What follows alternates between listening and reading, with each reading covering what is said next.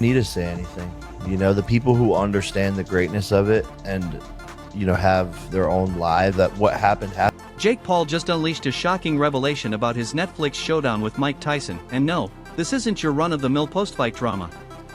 Although the bout happened over a month ago and most folks have already moved on, Jake certainly hasn't. Why? Because sponsors are walking away, fans are raising eyebrows, and his image is on the line. Making a daring appearance on Logan Paul's podcast, Jake slapped a dramatic coming clean label on the episode and dropped some jaw-dropping revelations. According to him, it wasn't a miscommunication. He boldly claimed that Mike Tyson was the mastermind behind the entire questionable situation. But I do have to be careful in the early rounds. Let's be real, if Tyson has $400 million to his name while Jake's pre-fight net worth hovers around $30 million, why would Tyson even entertain this match? For fame? Come on, this is Mike Tyson we're talking about. He doesn't need to fight a YouTuber to stay in the spotlight. So what's really going on here? Hour, man, when you were in there. I don't remember it. You didn't even remember. Let me break it to you, but fair warning, if you're siding with Jake here, you might just walk away with a whole new reason to question Tyson. Like, oh, it's rigged because look at him on the pads, but he didn't do this in the fight. Because someone is fucking punching back, you dumb fucks. It turns out Jake Paul was fully aware of what he was signing up for when he agreed to face Mike Tyson. On Logan's podcast, Jake straight up admitted he wasn't under any illusions. He knew backlash was inevitable no matter what happened. And truthfully, he embraced it like a seasoned showman. This wasn't about victory or defeat, it was about the spectacle of a YouTube star squaring off against a boxing icon. I realized my power. That is true. And my jab and my speed and my ability and my footwork to get out of the way of those punches. So then all of a sudden he's throwing at literally. Jake basically tried out for the villain role, crushed the audition, and profited from the chaos. Hate? That's just fuel for views, and views turn into dollars. If stirring controversy were an Olympic event, the Paul brothers would have a room full of gold medals. Then Logan dropped the question that's been on everyone's mind but no one dared to ask out loud: was the fight staged? Jake didn't deny it outright. He simply grinned and dropped this line: rigged fights are for people who need money. I don't need it, maybe Mike did. One cryptic remark, and social media went into a frenzy. Jake didn't just light the match, he doused it in gasoline. Can't land those punches on. Let's unpack that. Jake never explicitly accused Tyson of fixing the fight, but let's be honest, the insinuation was loud and clear. He dropped just enough of a hint to make people second-guess Tyson. And Tyson's financial issues?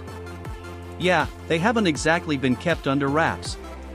Houses or drugs, And girls? planes, it's stupid shit, Yeah, but yeah, it was yeah. fun. Right. You don't regret any? Do you regret anything? Yeah, and I didn't pay taxes really. Sure, the man's a legend, but his career path has more loops than a roller coaster, and his business ventures haven't exactly turned into massive profit machines lately.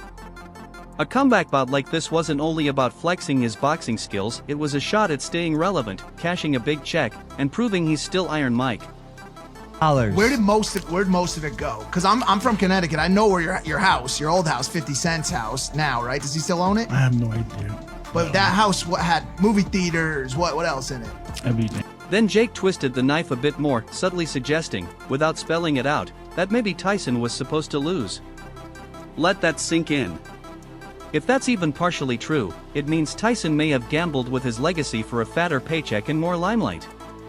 Meanwhile, Jake walks away as the man who defeated a legend, while fans argue about whether the fight was even real.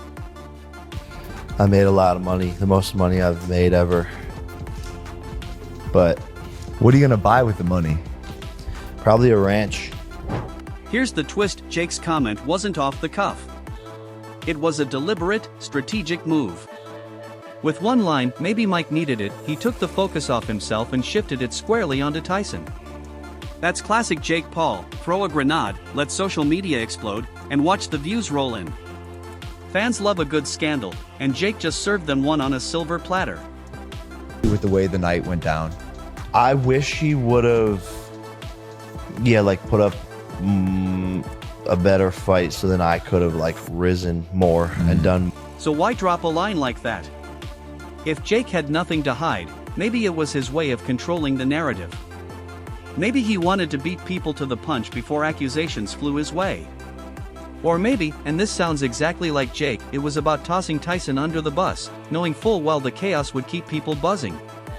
One thing's certain, Jake never makes a move without knowing how the fallout will benefit him. Surviving. He was. So So annoying. that was the only thing I didn't like. So annoying when they don't bring the.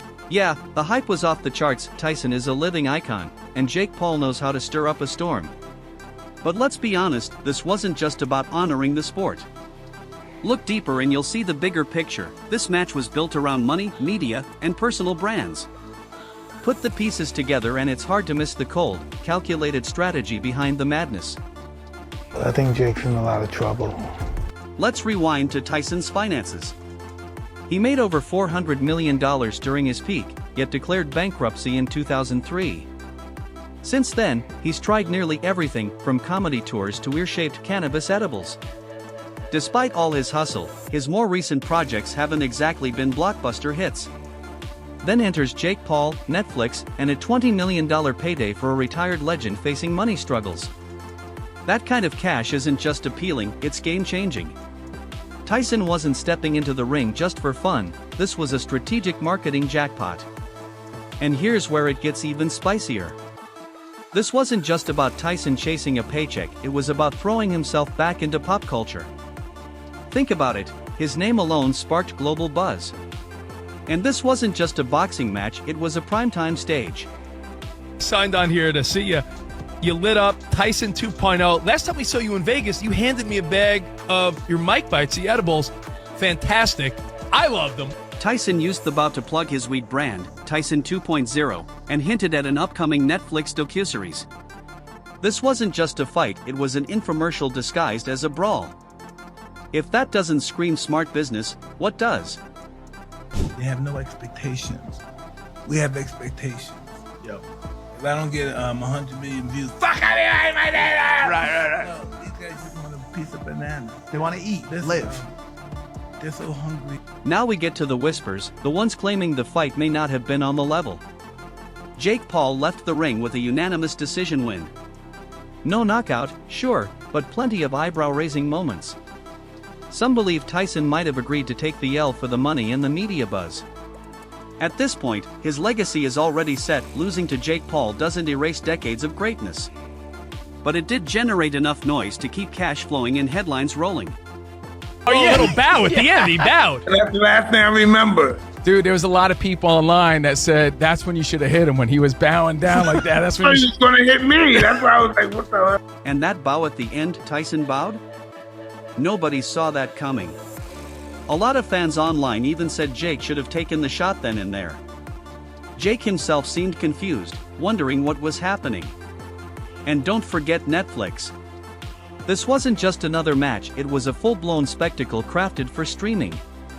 Netflix allegedly offered bonuses based on views and engagement, serious stakes for everyone involved. Tyson's name ensured massive audiences, and Jake's online antics guaranteed virality. For Netflix, the gamble paid off. For Jake and Tyson, it meant a huge payday and non-stop headlines. But for the fans? They might have been the only ones unsure if what they watched was real or just entertainment.